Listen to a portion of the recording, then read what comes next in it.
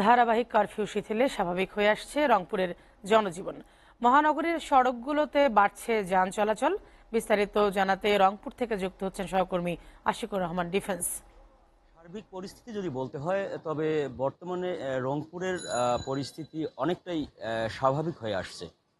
আইন শৃঙ্খলা বাহিনীর তৎপরতায় এখন পর্যন্ত রংপুরে এই চলমান কারফিউয়ে কোনো অপ্রীতিকর ঘটনা ঘটেনি। সেই সাথে যদি বলতে হয় যে এই নতুন করে যে বৈষম্য বিরোধী আন্দোলনের যে নতুন কর্মসূচি দেওয়া হয়েছে, সেই কর্মসূচিগুলোতে সাধারণ শিক্ষার্থীদের কিন্তু যে সময়বদ্ধ হওয়া বা জড়ো হওয়া বা তাদের কর্মসূচি পালন করার কোনো সুযোগই দেয়নি রংপুরের আইন শৃঙ্খলা বাহিনী। কারফিউ শিথিল এই থাকার কারণে ক্রমান্বয়ে রংপুরের যে জনজীবন, সেই জনজীবনের স্বাভাবিকতা ক্রমান্বয়ে ফিরে আসছে। এই বেলা বাড়ার সাথে সাথে কিন্তু মহানগর পূর্বের অবস্থায় ফিরে যায়, রাস্তায় যান চলাচল বেড়ে যায়, মানুষের উপস্থিতি বেড়ে যায়, সকল দোকানপাট খুলে।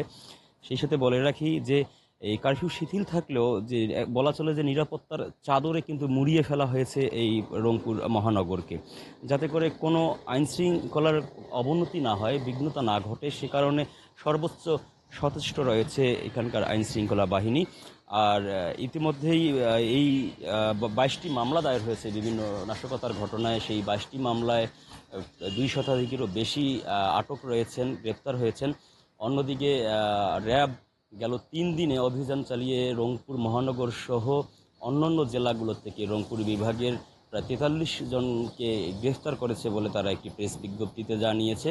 সব মিলিয়ে বলা চলে যে ধীরে ধীরে আরও বেশি প্রাণচাঞ্চল্য ফিরে আসছে রংপুর মহানগরে।